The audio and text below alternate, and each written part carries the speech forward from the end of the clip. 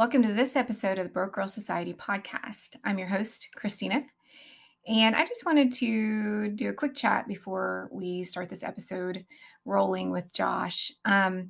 If you are having a hard time finding a connection to help aid in your recovery, whether it's a safe place to just talk about the struggles of compulsive gambling, or just a place that you need some encouragement and some empathy and some kindness, come find us on Facebook.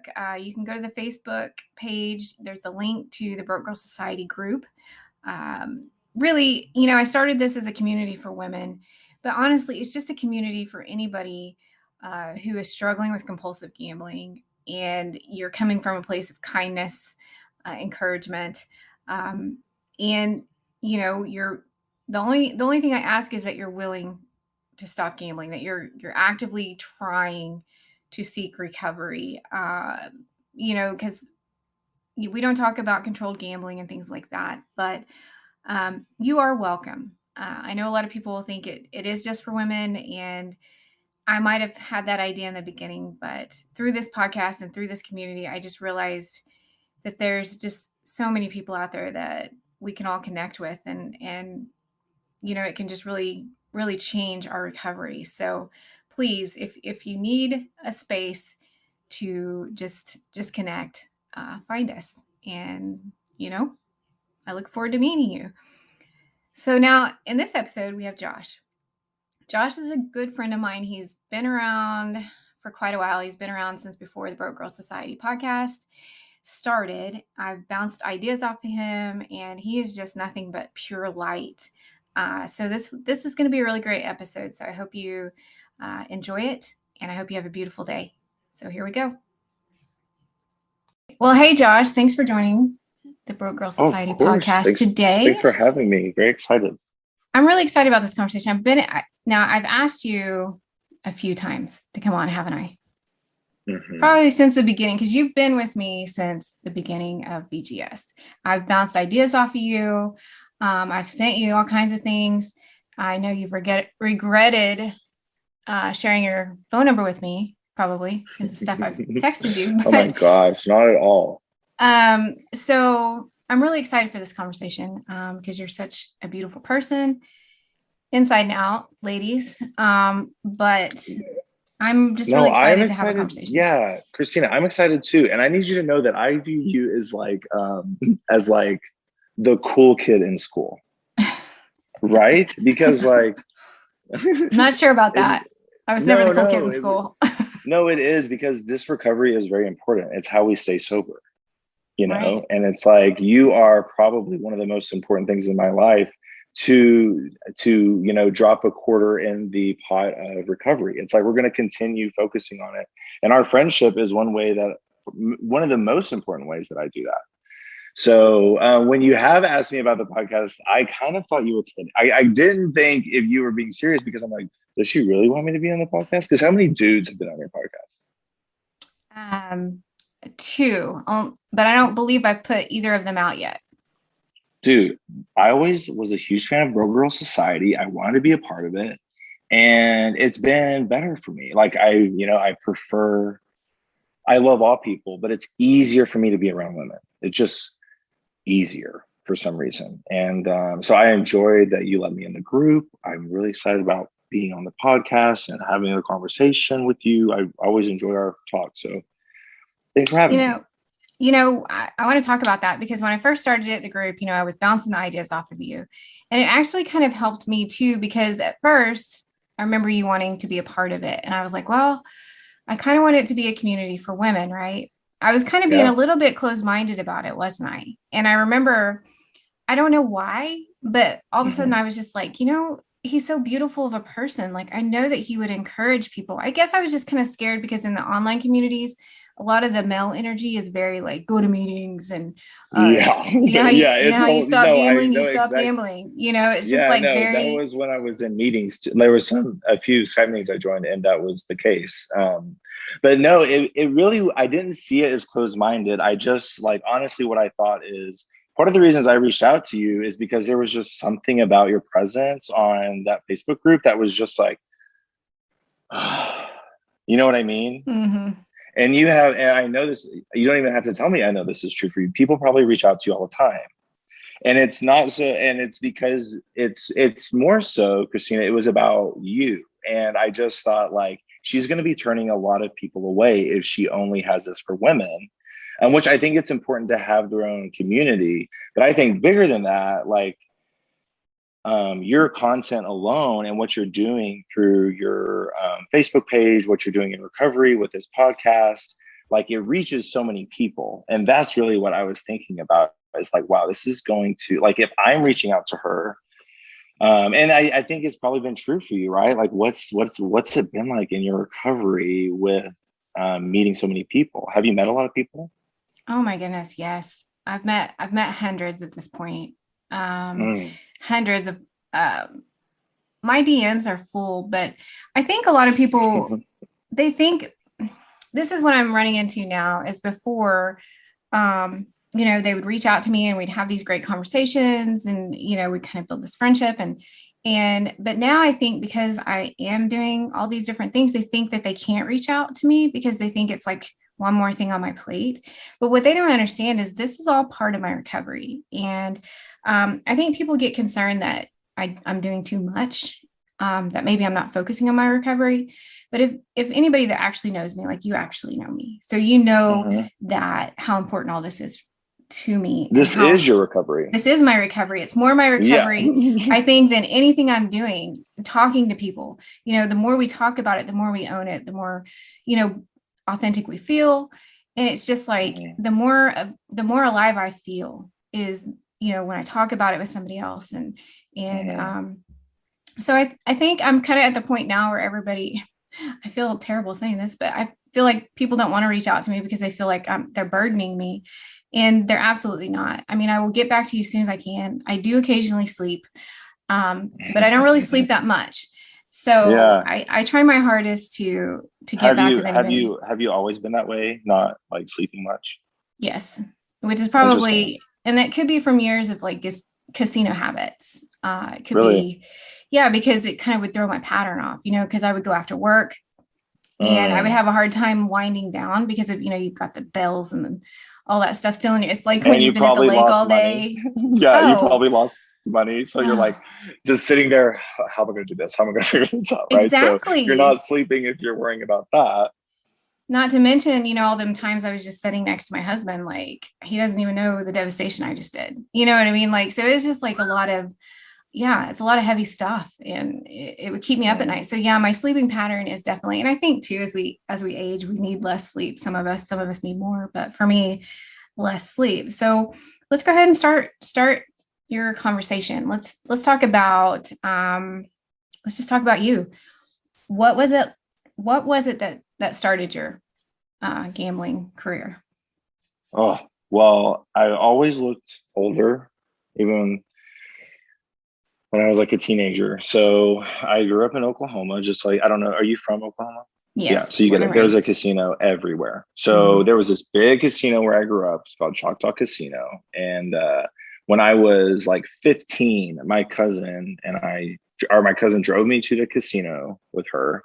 And she was old enough to get in. And I went in with her and I got in and I won money that day. It wasn't much. I was 15. I wasn't like, flushed. But I have basically been, with years of very heavy gambling and years with not so much, but I have been an addict since that moment. And that's a long time. And the fact that and honestly, what's insane about it is like, I didn't even take like salt for that time in my life that I was in the casino through all these years, because I've had all these other life experiences. I've graduated high school and then college, and then I've had a career and then a career change and relationships. And it's like the casino has been this thing in my life. And and when I realized I was an addict, like, 2 or 3 years ago, I went on a search online because I had hit one of those low points. And I'm like, what is wrong with me? Why can't I stop? Why can't I leave? And I was like, oh, I'm a compulsive gambler. And so yeah, it's been in and out all those years, and it wasn't until April 28th that I hit my ultimate low. And I just sort of was like numb. And I was that night realizing I was going to have to sleep in my office. I had too much shame I was paranoid as well. Like I was like afraid to ask anyone if I could stay with them because I had been just gone through a breakup, which, sent me into it was like a 3 day of darkness situation where I lost basically all my savings and maxed out all my credit cards. And I was at a low point. I hit the ultimate low. And I was like, I have to change this. I realized I was really holding myself back from so much, because I think about how beautiful my life has been. And I think about this addiction that's been there the whole time. And then it really stole everything from me. I feel like there at my low. And then I just realized like, I can't, like, there's no option for me. I'm like, I'm not going to allow this to happen anymore. And I set a timer on my phone. I joined a bunch of Facebook groups. I'm spiritual. So the 3 or 4 times I've done this in my life, I told you, I have a meditation, and I write down what it is that I need. And I basically take 100 deep breaths and I say, it's cleared, it's done. And that's when I set myself free from the casino. And what's been like so beautiful is like all of the things that have come into my life since I let go of it. And it's been, I mean, at times it's been, I don't know if you've ever felt frustrated, because like, I think it's step 4 when you have to take a look at the financial damage you've done to yourself. Yes. Have you done that one? I am currently in the midst of it. That one's been tough for me. Now the moral inventory, I kind of had a hard time with moral inventory too, because I did some some terrible things through my addiction. And so really I got hung up on the moral side of it for the longest time. And then I avoided the financial side of it. But my sister's kind of stepped in and she's just like, we're gonna knock this out. We've got to figure this out. And Oh, so that's awesome. currently in that phase, but things are looking up and feeling a little bit better there, because I'm not gambling. So of course I'm not adding to the insurmountable debt I already have from gambling. But I just want to kind of touch upon something that you had said earlier. How long? Okay, so how old were you when you made your last bet? Oh, 27. 27. So from the time you were 15 till 27, you had this relationship with gambling, and it was kind of like your constant, right? Like it was something that was always there in times of trouble and emotional turmoil. So it was just kind of like your safe place, kind of where you went to try and escape it. So I think that's probably about the same time I was, but I started at 28, so I started later. But I just think it's really interesting that you were 15 and started, because I think probably the first person I've heard in my circle that young. Well, yeah, and the benefit being I looked older. Like I was old enough to walk into them, and my thing was slots. Like I didn't want to play cards. I wanted to play the slot machines. And yeah, I would say it wasn't until like, girl, it got bad. Like it was fine. Like I've had a problem, honestly, since I started. But it got bad like when I got a good job. Like when I got my last job and I started making, or my job I have now actually, and I was just getting insane commission checks, and it got bad. And so back to step 4, I actually didn't even complete my own step 4. Someone else did it for me. They had me print off every bank, which, well, you'll never know the full amount, because You know, you No. get cash here, cash there, like you'll never know. But they made a big stab at it. And what's been frustrating, as I've mentioned, since I've stopped gambling, it's like the universe has opened up so many opportunities and like just reminders of what is possible when, you know, you're not stuck in addiction. But yet a lot of it I can't do because of all this stuff I've done to myself gambling. Like I need to still have discipline about getting myself, you know, out of what I did to out of the damage I've caused. Same. But it's also like, when can I have my life back again? It takes some time. You know, we kind of have to, not only are we struggling with the debt impact of it, but we have to kind of relearn things that we kind of let go of, you know, like the value of money. I noticed when I first stopped initially, and some people will turn that into another addiction, like they'll stop one addiction and start another addiction. For me, it was shoes. It was totally shoes. Like, no, I know. It was How many awful. shoes you got, girl? Oh my goodness. I probably have, I remember my husband counted them one time. It was utterly, I think it was like 105 pairs. It was, yeah. Okay, enough about me. But so I did have to rein all that in. Your listeners didn't know that you had 105 shoes. That's good. I've got more than that now. That's the sad part. Yeah. But I have quit. I haven't bought any shoes in like probably 60 days or so. But okay, I am eyeing a pair of boots, but that's enough about me. So fair enough. Whenever you talk about how this addiction has put you in, you know, like when you stop the addiction, and like for me, when I finally stopped my addiction and I accepted my higher power, and I accepted that my higher power was controlling my future and my fate, things changed for me too. Almost instantly, because I started getting on the social medias. I met Tara, who is a huge part of my recovery. So I did her podcast, and then I listened to another. I don't know if you've listened to All In with Brian Hatch and Jeff, but that was the first podcast that I listened to. I think I sent it to you a while back, but that was the first one I listened to. And he was talking about how podcasting was a big part of his recovery. And I thought, oh, I think I could do that. I could talk to other people, you know? So that kind of started that. And then, you know, I got in the online communities, and, you know, going from not having any friends to feeling so alone and miserable to having this whole community around me that's supporting me, and just the people that it's brought in my life. Like, I mean, you are an amazing light in my life.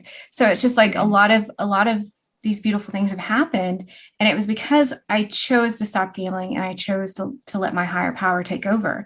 And as scary as that was, I can't imagine making a different choice today. So when you talk about that, I know exactly what you're saying. Right. And the thing is about like, I'm just going to give this information really quick. Like I have had, and listeners can take this with a grain of salt, I have had an experience where I connected with source, with my higher power. And I was there, and I was able to ask questions and understand. And it was life-changing. And like, whenever I hear you talk about things like that, like it just resonates so strongly, because like, it really is true that what we create happens first within ourselves. And like, you know, like think about how whenever sometimes you experience a strong feeling, you can feel it in your stomach, in your heart, like it either drops or it expands, or it like, sometimes when people are feeling really emotional, they'll put their hand over their heart and they won't even realize that they're doing it. It's because there is something bigger than us that we're working with, our higher power, God, or the universe, or whatever people choose to call it. And you talk about it so clearly. Like, think of, like, Christina, how hard was it to make the decision to stop gambling? How hard was it? Yeah. You know, I get asked this a lot. Like people ask me a lot, like, how do you stop? How do you stop? And I'm like, I wish I had the magic formula for that, because if I did, then none of us would have problems. You know, I don't know. I think I really just like most everybody else, I got sick and tired of being sick and tired. I didn't want to be here anymore. And there's something clicked in me that last night. Something just, it was just like an instant snap. Like I was praying for something to save me, because I couldn't save myself. and I was going down a really, really dark road. And, you know, so something just snapped. I somehow found courage. That's the only way I can explain it. I found the courage to talk to my mom about it. We made a plan. I found the courage to go to my first GA meeting, which was scary. Yeah. And I'm so glad I did. And then from the course, it was just like, I just had this courage, and I'm a very introverted person. I don't know if you've picked up on that. Yeah. But to actually talk to people has never been my strong suit. Like I'm the girl that's like hiding in the corner. Like I'm not the one that's being social, whereas you're extremely social. I was the one that was hiding in the back. And so like it's been this whole big transformation for me. Like I'm, somebody new walks into GI, I'm like, hey, how's it going? Are you doing okay? Mm-hmm. Do you need anything? Like, here's my phone number. Like, I'm the ridiculous one in the group, but now I'm so passionate about it. I just think, and you'll hear me say this a lot. I just think about that version of me in somebody else, having these dark thoughts and these dark moments. And, so I think that's just kind of what changed for me, kind of that. And then, like I said, the people that support me and give me, energy and hope and all that kind of stuff. Yeah. And like that thing you just described for me, and this is what I know is true spiritually. Do you remember me telling you, like, I make a decision and I sit down and I meditate and I decide that I've changed about it? It's because energetically, I know that once you fork that path energetically within yourself, that's where you're going now. And the thing that's so crazy about it is you can say it out loud, but actually doing it, actually like choosing to do it is so hard. It's so hard. And it's like, sometimes our higher self, and that's the thing about this, how we talked about gambling being a silver lining, our higher self will intentionally walk us into darkness just so we can experience our divinity and how powerful we can come, like how resilient we can be and how powerful we can become. And what's happening, and the thing you understand, and it's, me and you have talked about this tattoo we want to get of the like Buddhist sign for enlightenment, of like, it's not a straight up journey. Like there's paths, there's forks, there's hills. But once you choose that path, you're like a snowball rolling downhill. Like you describe yourself as a introverted person, which really just tells me you pick up on a lot. It means that you are observant, all those things. But now look at you. You're like, you have created this space for yourself energetically where you are filled with so much passion that you're that person who's lighting people up. And it's like, that's what's so powerful about the whole thing, is like, you are just one decision away from actually changing your life, because God, the universe, higher power, it does meet you halfway. Yeah. So I guess you have to want it. You have to want it just as bad too, though. You have to, a lot of us struggle with wanting to let the addiction go. Like, because, for somebody like you and I who have dealt with it for so long, it does become that part of us. And it's just like, you're just as scared of letting the addiction go as you are to live without it. For me, it was like, what is my life going to look like without this addiction? I know it's going to be better for sure. I know it was like someone trying to get you to leave the casino. You're like, exactly. No, I don't want to. Right. No, I can't. No, just a little longer. Just a little longer. Addiction, right? That's addiction. That's like, that's it. It's like, why can't I leave? Why can't I stop? So let's talk a little more about your recovery. Let's go down your recovery lane. So what was kind of, you talk about having that moment where you were, you had to sleep at your office and kind of that. So what do you do to focus on your recovery? What are the different things that you do? I know I've tried to push you one way or another, but you just do you. Yeah. Yeah. Well, yeah. And that's sort of how Josh does his life. Ask anyone in my life. I sort of have always just done my own thing, and I can be stubborn sometimes. But the thing is I know that I've released this, and I will also say, Christina, your push in my life has been helpful, because like anything you've pushed me to do, once I've done it, like for instance, I was scared to tell my mom, right? I was I scared remember to tell that. my mom, and I talked to you about it.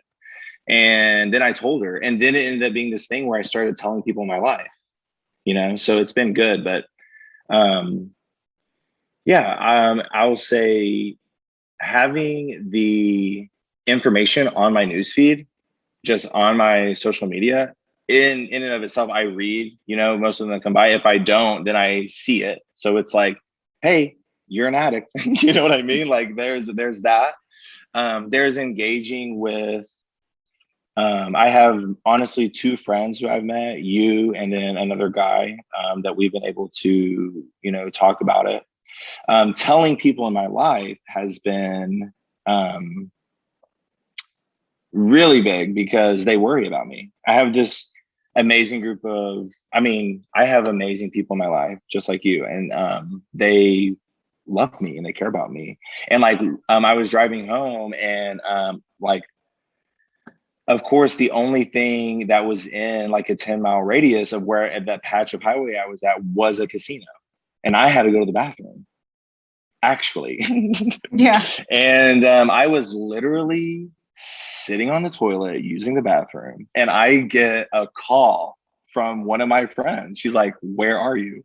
And it's like, because I shared my location with her, and like, honestly, I had $20 in my truck and I was sort of entertaining the thought of it. Like I was like, "Josh, you can't do that. You know what I mean? Like you got to go." But then it was like Holly called me and I was like, wow, so involved. And that told me not only is it important to have these people in my life, but like she's checking on me. So like that, there's accountability there. And honestly, now I don't even want to go back. Like I'm so angry and I almost want to get revenge on this casino by having personal fulfillment, but on gambling, just how much it's taken from me. And so I don't want to walk into a casino again. I'm banned from all of them, and I think it's not very often I ever consider it, but I just know that just like I got through telling about you, energetically, I have to go this way. Just like anything else, the more you put into your recovery and the more you choose your higher self, or you choose yourself, or you choose self-love, and that's what it is when you're not choosing to go to the casino, then things keep getting better. And they just have been for me. Like I know I know that I can't go back because of how much pain has caused me, but more so than that, I know all of the things that are coming for me if I choose not to gamble every day. Yeah, definitely. So yeah, it's like I want my life back. So I don't know that I want to go to a meeting every week for the rest of my life, but this addiction is a part of me forever, and it doesn't have to be a bad thing. Yeah. Right. My audio is gonna, my cat just decided to crash the table. Great. I just remember, I remember too, like you might have been maybe not quite 30 days in. Mm-hmm. And I remember you reaching out to me. It was probably just right after we first connected. Um, Mm-hmm. and I remember you reaching out to me and you're like, man, the urge is really, really strong.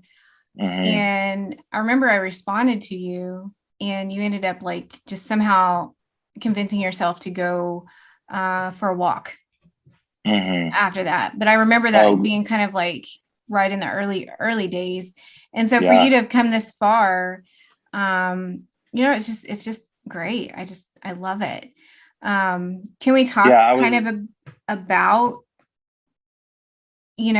actually you say you had that conversation with your mom. Can we kind of talk about like how you've said to me that it was harder coming out, like you struggle with the addict part, right? Kind of mm-hmm.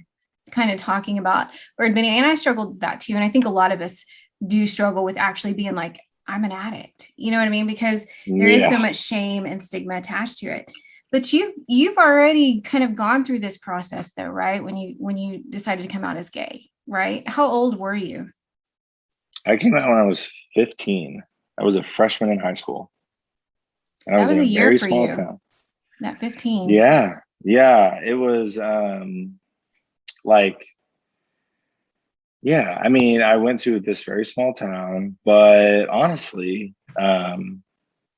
aside from, some of the issues it caused within my family, it wasn't too bad. Like, and it was because I knew and had decided already, this is no big deal. I'm like, this doesn't change anything about me. Like, my self-love level has always been high. I am like tragically optimistic.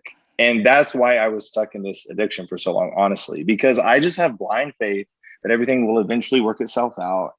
And I have always tended to have a lot of faith in people, other people, sometimes when I shouldn't. So yeah, coming out wasn't that big of a deal. And it was because if anyone ever had a problem with me, they never told me. You know what I mean? Like, luckily, I'm this big dude that you probably don't want to fight. So at the very least, I'll be hard to take down.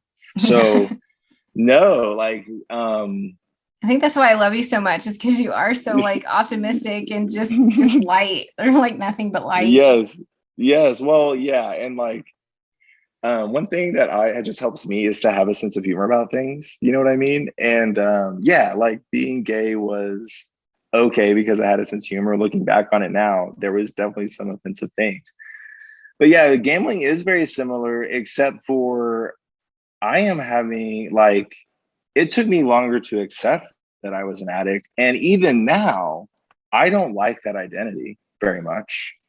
It's not, whereas like, you know, and also being gay is an identity. And I guess And it's I one you're did, proud of. You're proud of that identity. yeah, but I Right. think but that's that's what I think is like, the shadows in our life make us whole. Honestly, they give us a perspective. And I know that's the case for this. And I just don't feel like I'm strong enough for the world to know right now, because I had spent years building up strength to come out. Like, even though I was so young, like I very much knew that it was okay. And I knew the conversations I was going to have. And I knew all of that.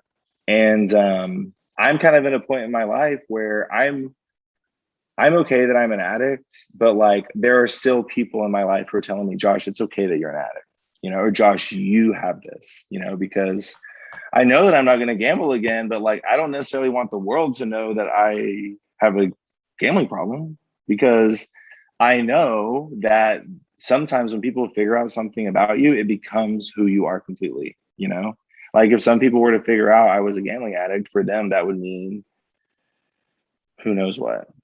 I probably need to end up just not caring. But yeah, it's like, it's very similar in that I know it's something in my life that is meant to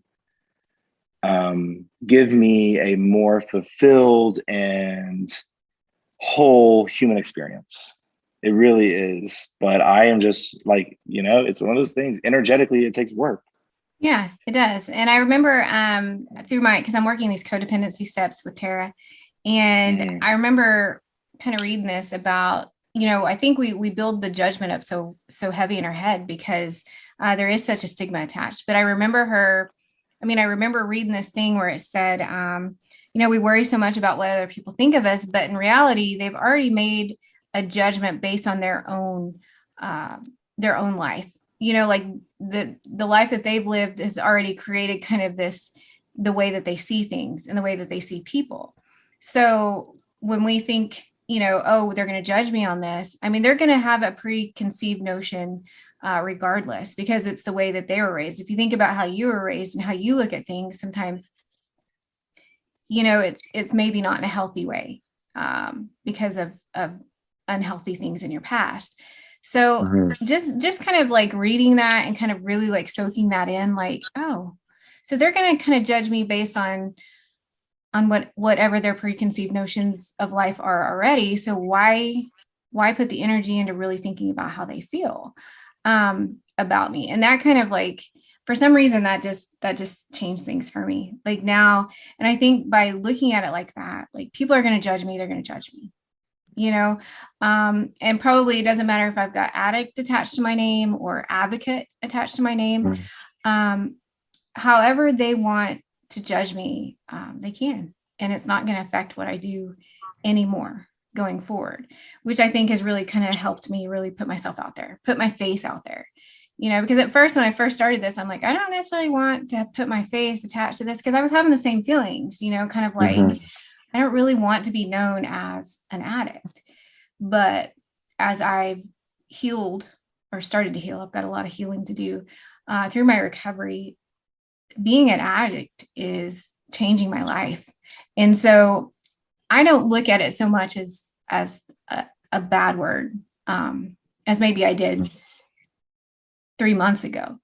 That's just kind of where I'm at with it now. And I'm hoping that maybe as you get further along in your recovery, that maybe you'll get there too. Because I think you could really do a lot of good with your message. One thing that I just realized as you were talking, just about how this addiction has made me softer. I don't know if you experienced this, but so where I live in Tulsa, we have a lot of homeless.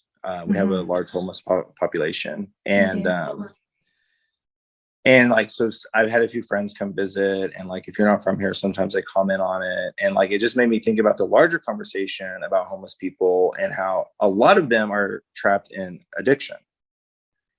And it made me realize how I've changed the way I felt about it. Like, I definitely used to have, I mean, not all the time, but like when someone was very obviously on some sort of drugs or wanted money for, they had like a beer can beside them, I used to just be like, and I'm a pretty accepting person. I used to have ugly thoughts. But now that I have felt the woes of addiction and taken a step in fighting it, and I think about the resources I have, I mean, even, I think about the resources I have through just, privilege. It makes me completely change the way I feel about them. And when my friends were down and they would say something, I just knew, I was like, oh, I'm going to have to tell them I'm an addict tonight. You know what I mean? And it was like, it's made me it made me want to tell them, because we need to be more gentle with each other. And even though I have some healing to do, I guess I just realized, like, I definitely am more gentle towards people now, specifically ones that maybe don't have the most ideal circumstances. Yeah, it gives you this sense of empathy. I've said that 100 times. Like, that is probably, if I had to take anything away from this addiction, as awful as it is, the empathy that it's given me. I just can't imagine living the rest of my life as the person I was before I determined I was an addict, because it opened my eyes, and it did show me empathy and kindness towards those struggling with addiction. Now I look at them as somebody's daughter, somebody's son, somebody's husband, somebody's wife, somebody's, sibling or whatever. Right. And I was the same way, Josh. I would look at somebody and be like, oh my goodness, get it together or something like that. And now I just look at it and like, I wish I could help them. Or, I just look at it in a completely different way. And if I hadn't gone through this struggles of this addiction, I would still be looking at the world in that closed-minded, kind of judgmental way. And so, well, see, that's what's been so powerful is, Christina, I thought I wasn't close-minded or judgmental, and then this addiction works its way into my life, and it's like, oh dang, Josh, you still have growing to do. Do you know what I mean? And that's beautiful, honestly. Like, yeah, that's like just one example of how this thing has. Can I tell you another thing this gambling addiction has shown me that I don't know if you've realized or not? Tell me if this is true for you.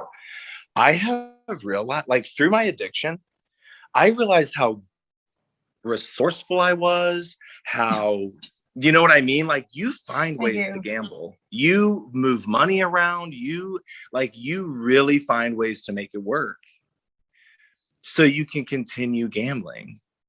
Like, I would, like, you know what I mean? Like, you learn all kinds, and like, I think about that's sort of amazing, like, and I think, like, if we put that same energy into anything else, we could do anything.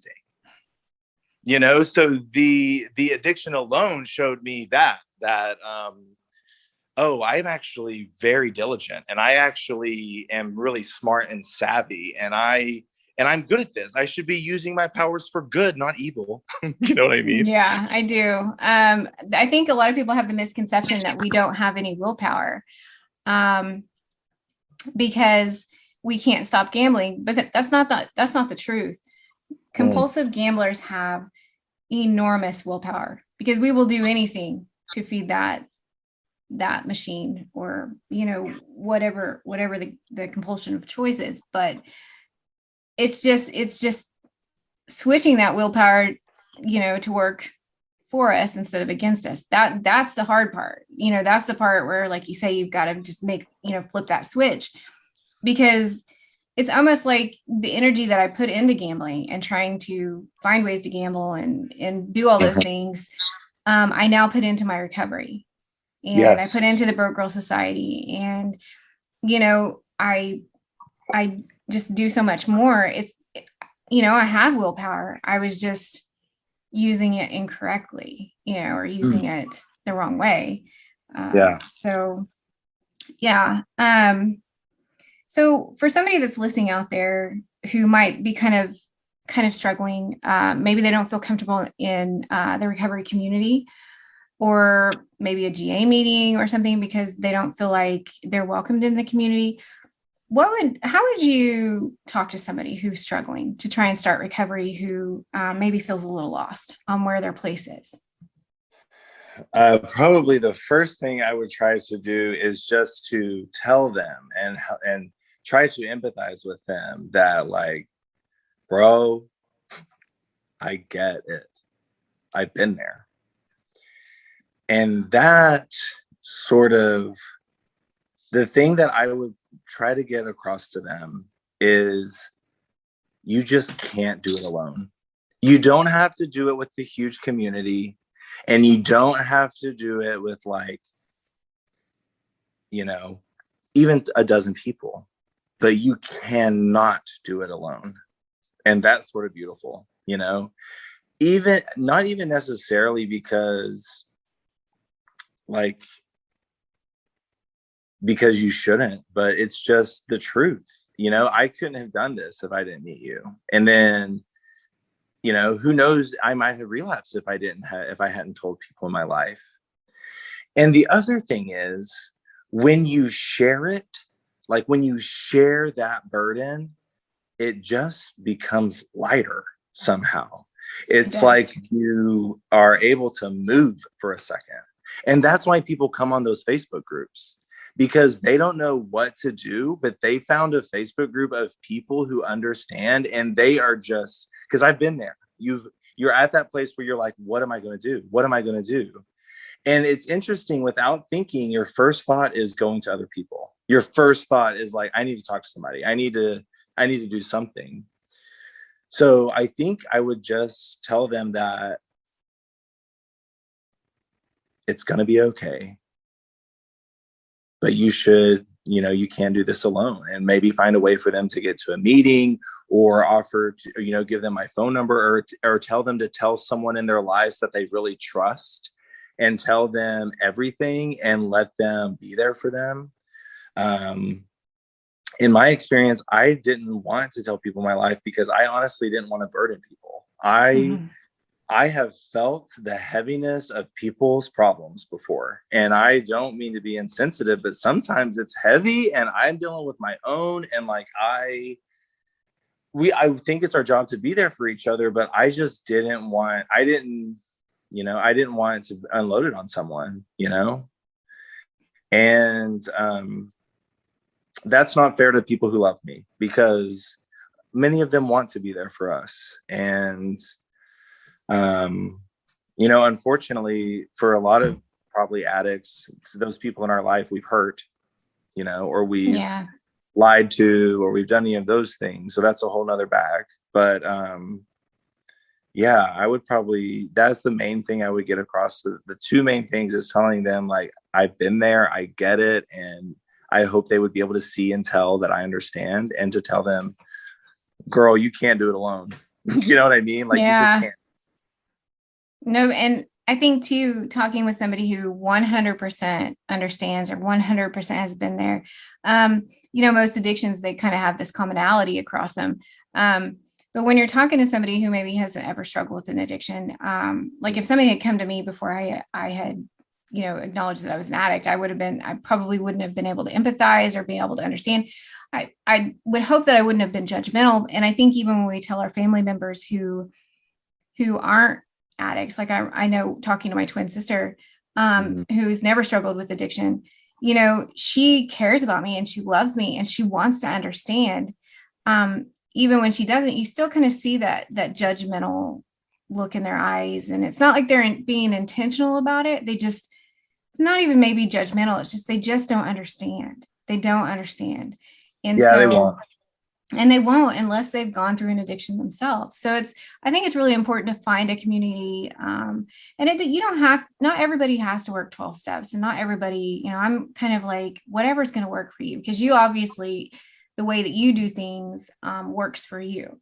So, I try and be around for everybody, but yeah. And part of that is it's a combination of things. It's, I listened to this podcast once called The Mormon and the Meth Head, and it's an ex-Mormon and ex-meth addict.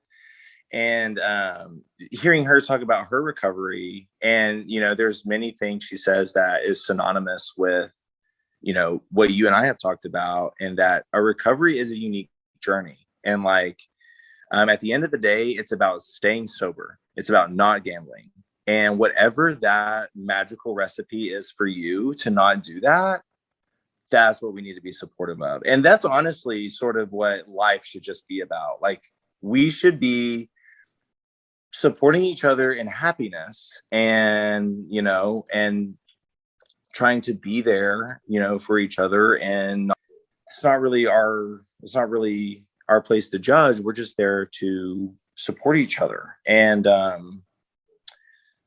that's, you're right. That's addiction. It's like, dude, I gave I have a very close friend, and I gave them all of my bank slips since it's been open, my things and my credit card statements. And like, yeah, I felt the scorn, you know what I mean? It was hard. And, yeah. Yeah. And it was a lot, but, and that's the thing about it, is like, I really can look at my experience as being gay as how I can move forward as an addict, because even in my family, I still see the little reprieves of, like, honestly, disgust. Like, when I had my first boyfriend that I brought around the family and we would like hold hands, like, people just didn't know how to look at it. But the thing that I understood, and the thing that I knew and I stood strong in, is that someone has to lead the way, is that someone has to show that love is love. And someone has, and it made me feel so powerful to love my family through their ignorance. It made me feel so beautiful, and it made me feel like I knew something that they didn't. And over time, Christina, they fell for me. Like, they loved me and they supported me and they asked about my boyfriend, and they began to miss me. And I know that, like, with addiction, I am going to have to love people through those looks, through those looks of like, oh, you know what I mean? Yeah. Yeah. Because that's a good way to put it. Yeah. Like, because on the other side of this is like I told you, Christina, like, people, we pick up on so much more than we actually, like, you are talking to someone, right? But you're actually picking up on so much more. You can feel someone, and you can sense an openness in someone's energy, and you can sense when you are in their circumference and you feel lighter and you just feel like it's okay. And like, that's treasure, that's gold. That is someone who's directly connected and channeling their higher self. Maybe they're realizing it or not. And the thing about life is that, and the thing that you and I both know is that everyone has struggle. Everyone. And the real thick of it is what separates us, or not necessarily what separates us, but what makes life sweeter, what helps us grow, how we attain enlightenment, is the forks in the path that we talked about, is choosing that fork and honoring it. And it changes you. There are people stuck in relationships that they aren't leaving because they're afraid of choosing that fork. There are people stuck in jobs who are not leaving their jobs because they're afraid of that fork. There are all of these things that people are missing out on tremendous growth because they are not making that hard choice to choose love, to choose happiness, to choose fulfillment. And it's a hard choice. Isn't that so funny that like we know these things are waiting for us, and we know there's gonna be a time of like working through it. There just is. Yeah, but and that's very true. I think that holds us. I talk a lot about how fear holds us back from doing a lot of things. And I was talking to somebody earlier, and she was, she's like not even 30 days in her recovery, and she's like, I feel so irritated. This child's doing this child's doing this child's doing this. I'm really feeling taken advantage of. Like, why am I just all of a sudden feeling this? And I said, that's because you're actually starting to feel again. Right. Before, you were going to the casino and you were kind of wiping those feelings out, like these kids were still doing these things before. It's just like, you just, that's how you coped with it. But now that you're trying to better yourself and maybe set these boundaries, these people have taken advantage of the fact that you didn't have boundaries.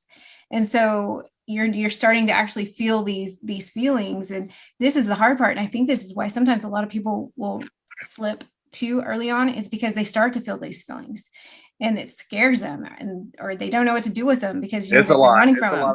It's a lot. Yeah. It's a lot. And so it's just kind of similar to what you said about, the judgment or whatever. You loved them through it until everything was kind of like in a better place. And that's kind of how you have to be in early recovery, because these people around us that aren't used to these boundaries or aren't used to this person setting boundaries, they're gonna act out. They're gonna be, kind of awful until, you guys work through it, you love each other through it, and you find some peace. And I think it's right in that kind of that tug of war kind of thing that a lot of people just slip back because they're just like, oh, it's too much, it's too much.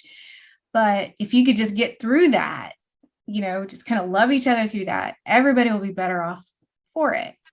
Yeah. Well, yeah. And if you can get through it, the thing that on the conversation of feelings, and especially, when we're in our early recovery and we're having feelings because we've been not processing those feelings, we've been putting those feelings away or whatever we're doing. So we're having all these feelings. I think the goal is, because a really beautiful person once told me, it is always best to feel the feels. And this is so much easier said than done, is that we need to have the feeling, feel it, and then we need to get to a place where we can observe it and we can be discernful about that feeling.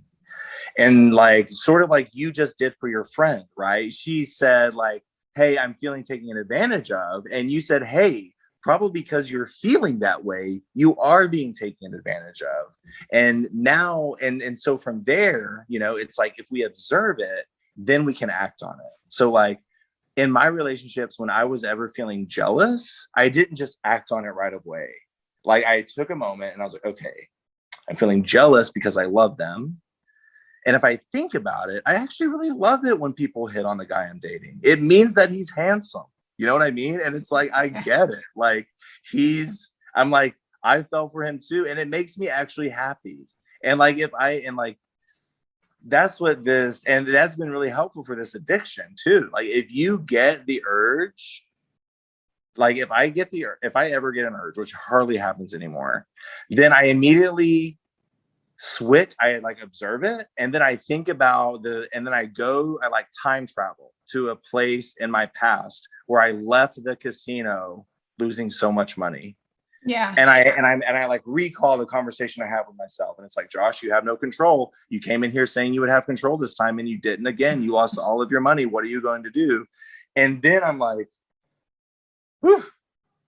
And then I don't go. You know what I mean? It's like our feelings are like our best weapon. Yeah. It's just we can't become a victim to them. But it's hard to do. When we gamble, we escape it. Yeah.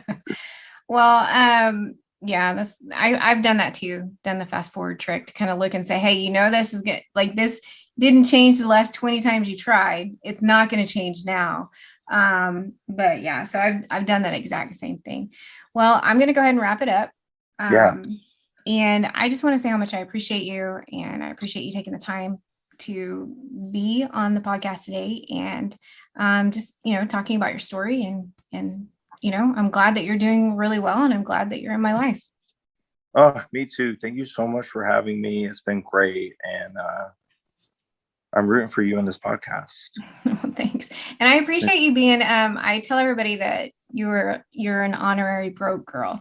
And I don't know, is that offensive? Like, I guess I should ask that. I don't know. I just want to, because I tell people that all the time. I'm like, he's an honorary broke girl. And we've got a couple other guys in there too. And you know, like I talk with guys before I let them in, just to protect, you know, the women that are in there, make sure they're in there for the right reasons. But we've got some really great men in the Broke Girl Society. And I think some people think that men can't be part of the Broke Girl Society. And that's just simply not the case. You just have to be a light. Well, yeah, you have to understand. And let me say this also. I do appreciate you letting a few guys into the group. There's really something beautiful about having a space for, you know, having a space that is just for certain people. And it's because, and probably, I hope this is the case with the guys in Broke Girl Society, the feminine energy in general, and just like what women go through in a life experience is just different. Like you guys just have, it's like us guys walk through life carrying a cake, and you guys have a pie. And it's like everyone eats pie, you know, and it's like you have to deal with all these things. And so I understand that even though I'm gay, like there are some things that I'm just, as a man, I will never experience. You know what I mean? Yeah. And I think it's just about having respect for that. Like, I think in so many spaces, women are sort of just, I don't know why, but for some reason, like there just aren't, it's almost like their energy or it's like they aren't given the same starting point for some reason, or maybe their validation doesn't come as quickly. I would like to think that's changing. Like, and specifically, I wanted to be in a group of women because like there's something about like a sisterhood, you know what I mean? That is just like tough as nails. It's a chain. And I wanted to be a part of a sisterhood. I have a group of gay friends, and we consider our relationship with each other a sisterhood because it's powerful. So thank you for letting me be a part of it. I really do enjoy. I enjoy those posts in there more than, you know, our Facebook group we're part of that has like 11,500 members. Like, I think, you know, you've already changed so many people. I think Broke Girl Society is going to change a lot of people. And I think that awareness is the only way we're going to like change things, especially in Oklahoma. We have casinos everywhere. So I think you're doing great work. I'm rooting for you. And I'm just a fan, honestly. And I hope we're friends forever. Oh, we totally will be, especially if you take me back to Timmy's.